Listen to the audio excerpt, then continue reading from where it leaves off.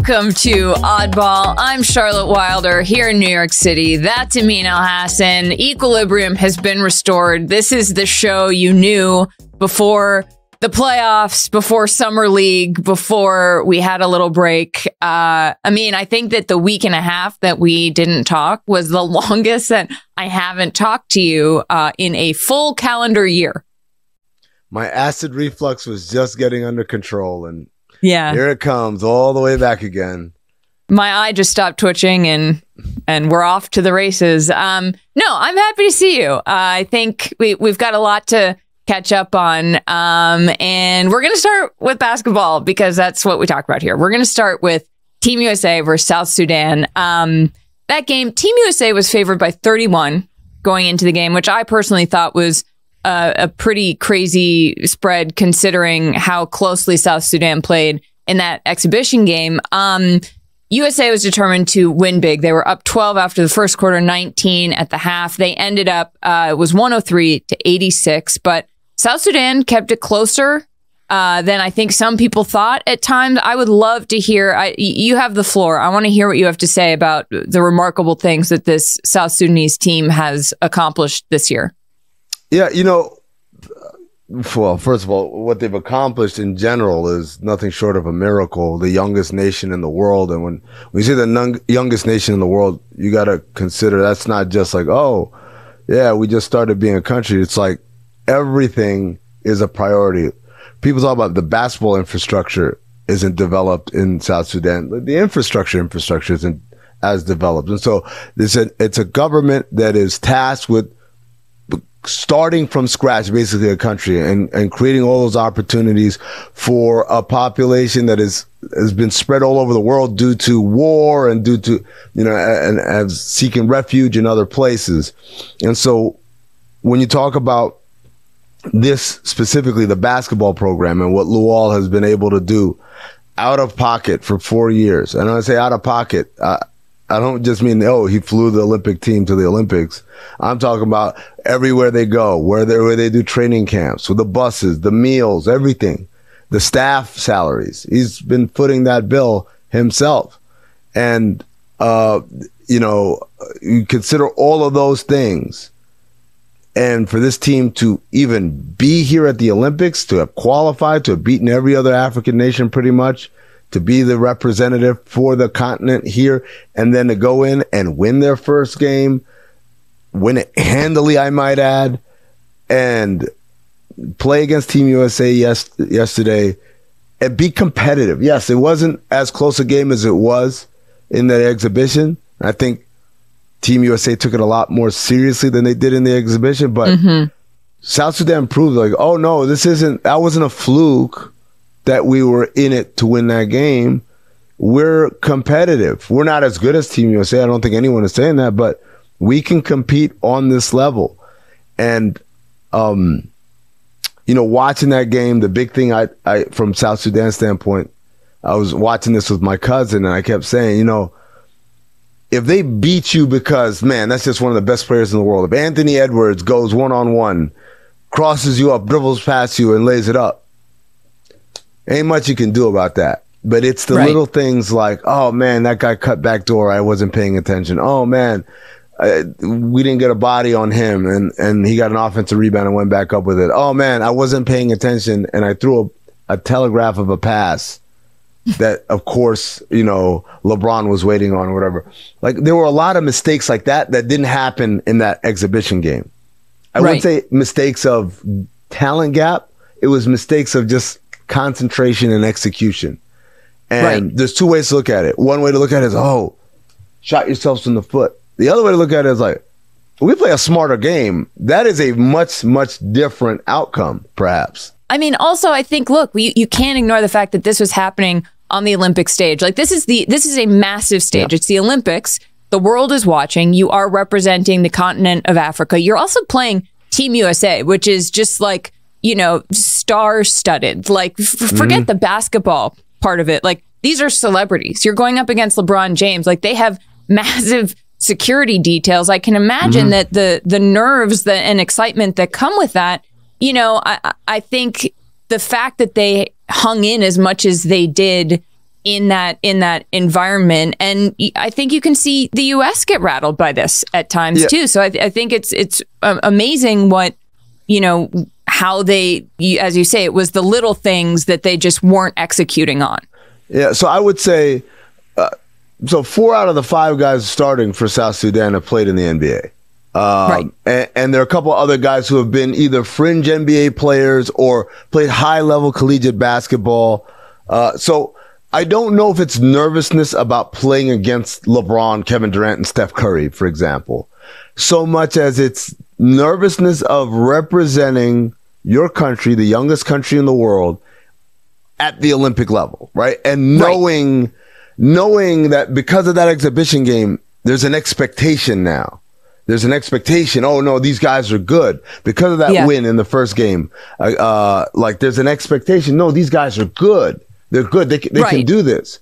So I think. I want to clarify. I didn't mean like the South Sudanese players are intimidated. I meant like the whole pomp and circumstance of the entire thing that I think can affect all of the teams that are there. Like I mean, it's just when it comes down to you are competing for that medal, and it's like very real in that moment. And by the way, I just want to say this right now. I said 4 out of those 5 guys have been NBA players, and other guys on the fringe or whatever. Obviously, the head coach of South Sudan is Royal Ivy, longtime NBA pro, longtime NBA assistant. I don't know what's more of an infomercial for hire this man to be a head coach in the league. I know. When you talk about development, when you talk about scheming, when you talk about getting guys to play on the same, to be on the same page, this guy has done a phenomenal job. You never even hear a whisper about an interview for him. All these openings, I hear about every whiz kid from here to Kalamazoo. Oh, this guy was Greg Popovich's personal sommelier. And no, let's give the guy who has shown you. You watch the film, you can see him, you can see it, the progression of this team throughout the years. Royal Ivy deserves to be a head coach in the NBA. Could not agree more. Also, I want to give a shout out to Kaman Malwatch, who we interviewed at All-Star. He is 17. He played only 2 minutes in this game against the U.S., but it was great to see him out there. I think we were his first interview ever, Amin, and he's going to Duke in the fall, and I think he's going to be a name that a lot of people are going to be talking about. So I just want to remind Kaman himself that he owes us the first interview when he's going to get drafted. So just putting that out there right now. Absolutely. Come for the Cooper flag. Stay for the Kaman Malwatch. Hey, there you go. Let's talk about Team USA. Steve Kerr made sure everybody got a chance. This was like participation trophy levels of playing everybody except for Joel Embiid, which we will get to in a moment. Jason Tatum started after everybody talking about how he didn't play at all in that first game against Serbia. Halliburton played. He didn't play either. Made his first 2 Olympic threes. Congrats to Tyrese. Bam was on fire. He led with 18 points. Derek White had 10, 3 steals and a block. 10 guys played double-digit minutes. How did you feel about this sort of buffet of opportunity? Yeah, I mean, like Steve Kerr, it's funny. Steve Kerr's talked about it the entirety of this whole process. Hey, we don't have a set starting lineup. Hey, we're still tinkering with combinations. Hey, we're going to adjust to what our opponents are doing and what we have on the floor. And so last night or yesterday, or I don't even know how time zones work anymore. Yeah, I don't either. The South Sudan game, like that's what he did. He said, okay, based on how we played them a couple of weeks ago, what they did, we played Joel a lot in that exhibition game, and what happened was they played 5 out, and so Joel had to come out. So it's kind of like, this isn't the best option for us given the spoils that we have on this roster. So where does he turn to? He turns to Anthony Davis, and he turns to Bam Adebayo. What do those 2 guys have in common is that beyond being interior forces, they can go out there on the perimeter and guard someone and feel very comfortable. And so I thought Steve Kerr played it right. I thought they defended excellently. They definitely let Carlik Jones, who in the exhibition game kind of had his way, to let him know, look, man, we're here. Now, he got it going in the second half, and I got to point out South Sudan outscored Team USA in the second half. But the reality is the defensive intensity by Team USA was much higher. They got a lot more stuff in transition. They got a lot more stuff turning them in the back court, not even turnovers in the front court. And I think all those things proved to be exactly what they needed. Yeah, I have to say, I think you've like Amin pilled my brain, because as I was watching Bam, I was like, see, like that. That's a defense that people don't talk about when they talk about Defensive Player of the Year. He was just, he's on those guys. The fundamentals are like so strong in Bam, and he just is not relenting. So, you know, if you take anything away from the first year of Oddball, it's that I actually agree with you, and I think Bam deserves more consideration for Defensive Player of the Year. Absolutely. And by the way, you don't see Rudy Gobert doing all that stuff. I see him getting dunked on by Brazilian players and almost losing to Japan. Yeah. Oh, wow. Rudy, the French. Goodness. Is there just going to be a superstar who doesn't play every game? Like if the whole roster is superstar, like Embiid didn't play, they're like, oh, Embiid didn't play. Tatum doesn't play. It's like, well, like who are you? Don't have like a Luke Cornett to sit. Well, and I think the other part of it is that what people don't recognize is I'm almost 100% sure that Steve Kerr has a conversation with the guy he thinks is going to play the least before the game. So it's not like a big shock like when Steve's like, hey, and the guy gets, oh, not me. Oh, it's not your middle school basketball team, guys. This is a professional outfit here. They know how to handle these things. Something Steve Kerr said, too, that I just saw was like, this isn't the NBA. This isn't a soap opera. Like, we're just trying to win a gold medal. I sort of love that he said that, because it insinuates that the NBA is a soap opera. But, you know, I guess that's part of this whole strategy of like, we're just going to do what it takes to win. Yeah, I mean, like, look, it's the reason everyone's like, oh, Joel Embiid, he signed up for Team USA, he didn't even play. Like, look, the whole point of him being on this thing is because he wants to win a gold medal, right? Like, we talked about this before when you're talking about Hall of Fame resumes, right? It's like, okay, all your points and what you did here and what you did there. But it's like, for a lot of guys, you don't know if you're going to win a championship. So you kind of like, well, I need whatever can be the separator, whatever can be the thing that finally like solidifies me as a Hall of Famer.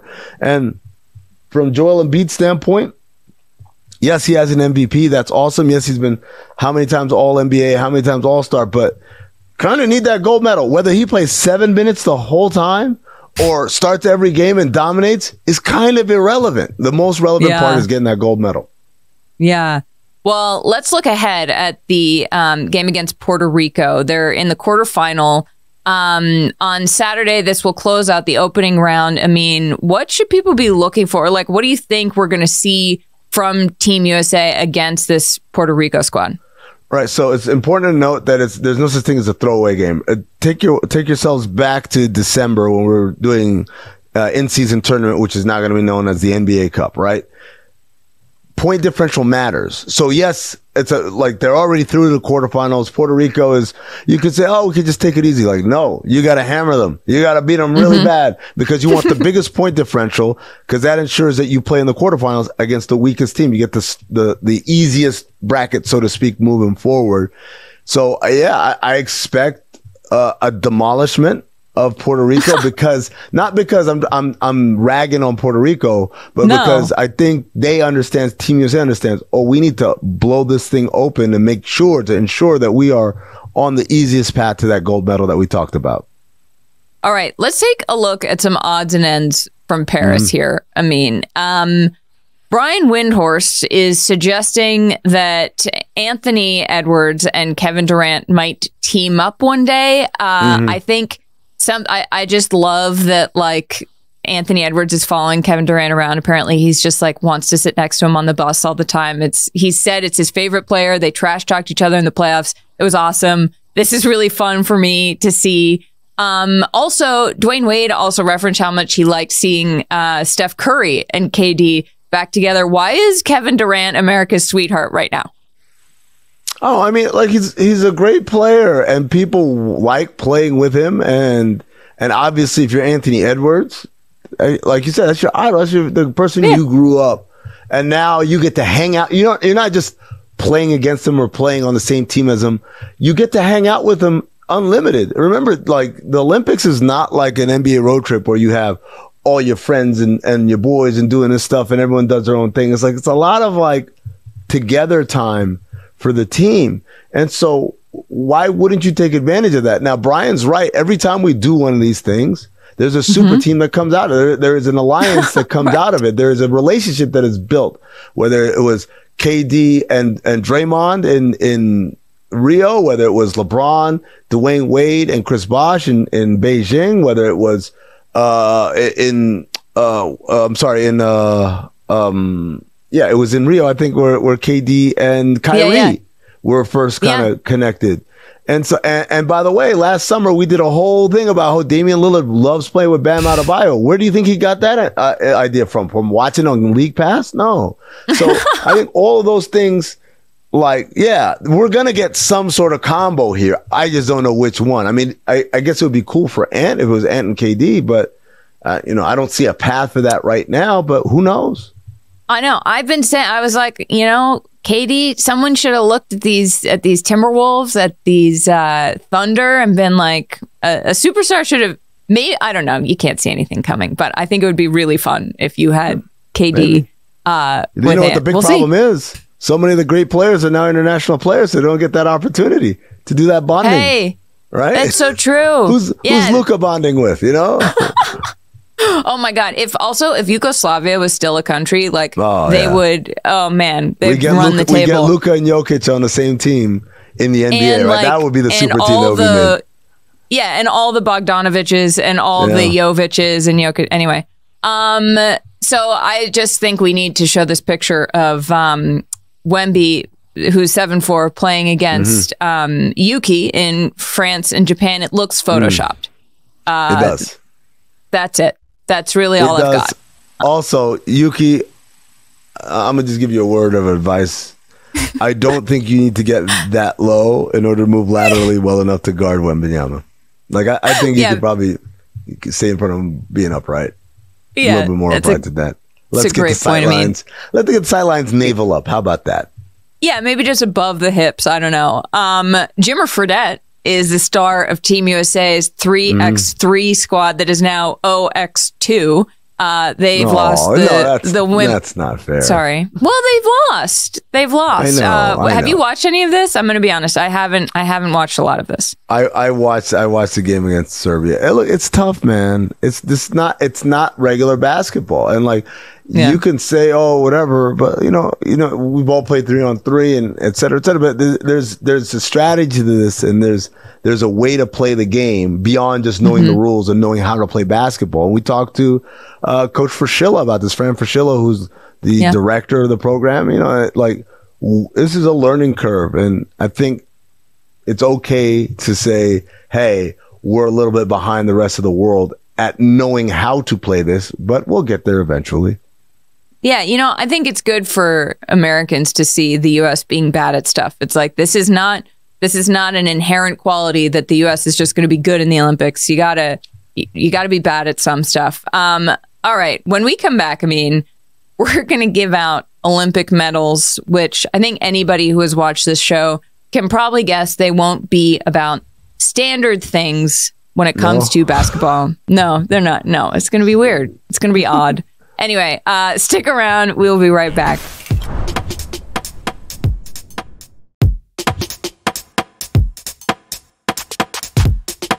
Welcome back to Oddball. So it is now time, Amin, for us to give out Olympic medals at an award ceremony that we are calling the Off-Court Olympic Games. Off-Court Olympic Games. That's great. Yeah. That's so catchy. Isn't that a good? I love the graphic. I love the royalty-free music. Yeah, well, it's sponsored by Liquid IV, which is great. If hydrating were an Olympic sport, you would win the gold. Get 20% off your first order of Liquid IV when you go to liquidiv.com and use code ODDBALL at checkout. Okay, we are going to give out gold, silver, and bronze medals to NBA players for their contributions off the court. And we're going to start with bronze because that's what our producers are telling us. They've decided who've won these. So who's winning the bronze, Mean? Am I supposed to just go along with what the producers have said? Because the producers... Well, you're going to say it and then we can argue about it. Chase Buttinger is who they're saying. They're saying Chase Buttinger wins bronze because he is competing not in for Team USA Olympic basketball, not for Team USA 3-on-3 basketball, but for Team USA beach volleyball. And the caption says, flawless transition. I'm going to say this. I scouted Chase Buttinger like since he was in high school. He was a beach volleyball player in high school. It was on his scouting report. This guy is an excellent athlete because he plays beach volleyball. His leaping ability is incredible. And so, yeah, it's like that's his passion and his love. But also, I have a chance to be a 5-star recruit to go to one of the best basketball schools in the country, the University of Arizona, and then go to the NBA and make millions of dollars. Or maybe I should just pursue this beach volleyball thing. Like, no, he was just doing that on the side, waiting until his NBA career was over, and now he gets to devote all of his time to it. And because he's not like 40, he's still got all those hops. Not, you know what? I kind of feel like bronze is not high enough. Okay, well, let's see what else we have. Also, JJ Barea, who was teammates with him at one point, said that they used to play beach volleyball together. Yes, they did. So in silver, where did you say that, by the way? Oh, on our sweet little show called Oddball. Program right here. Right here. Steph Curry gets silver medal for timing his 4th baby around the Olympics. He says, we thought about it ahead of time, which was nice, ... If the timing didn't work out at a certain month in the fall, we actually would have made a different decision knowing the Olympics were on the radar. The producers want me to make fun of this, but I actually couldn't respect it more because, like, what are you supposed to do? This guy is very busy. If he wants to be around for both the Olympics and his kid being born, I don't know. What you have to kind of plan some stuff. I'm gonna tell you right now. Not impressed. Knock that down to bronze or what have you. Because here's why. Every NBA person, not every NBA, but every NBA person knows, hey, when we are expecting or a child or whatever, let's try and aim it for the off season. That's what people do. Like, we do this all the time. Hey, look, my kids. The producers are also writing, nobody wanted to make fun of this. So sorry to the producers. Okay, well, guess what? Here we are. I'm not, you know what? Look, this is NBA kind of like lore. When you're starting a family, when you have an opportunity to do this, like with intention as opposed to just, oh my God, honey, guess what? I have the greatest news, right? All right. You do it so the baby comes in one of these months because the idea is, look, want to get out of the way. My kids are born in late June and early September. That's like literally right before camp and right after the finals ends. And so I'm not impressed at all. Hey, join the club, Steph Curry. How about that? Okay, so Steph right now is bronze and Chase is silver at this point. Who takes home the gold? Well, the option we have available to us here is Anthony Edwards cheering on the U.S. table tennis team. Of course, we saw the video from earlier where he claims he could score at least 1 point against them, and they told him absolutely not. Well, it's nice to go see him, go support USA's Lily Zhang. After Steph Curry said he'd lose 21-0 to the U.S. table tennis team. Now, Charlotte, here's the crazy thing. From what I've heard, I talked to Tom Crean about this. Apparently, Anthony Edwards is a really good table tennis player. I'm talking about Olympic level. Not Olympic level. Yeah. But, like, he's really freaking good at it, which tracks. So there's a reason he would say, like, he's not just being like, pick a random sport, I could beat you. Like, I'm actually decent at this. Yeah, okay. I actually play this, All right, I like Ant for the gold there. Real quick, honorable mention, Tim Robinson for apparently being a #1 fan of Devin Booker and said he'd been wearing his shoes. Yeah. Wow, how about that? It was on Booker's story. He was like, a friend showed him Tim Robinson on a FaceTime. I was like, he's a huge fan and he wears your shoes. Look, this is the gold, ladies and gentlemen. The star of I Think You Should Leave says to you that I'm a fan of you, that I wear your shoes. Man, if I'm Devin Booker, be like, I'm a fan of you. I wear, you sure about that? Shirts all the time. I wear the shirts with the little bottle cap knob on them. What are those? I wear the shirts from Dan Flashes with the more complicated the design, the more expensive they are. Ladies and gentlemen, there's your gold medal. Tim Robinson and Devin Booker, stand up. Thanks to Liquid IV for sponsoring our off-court Olympic Games, and we will see you next week.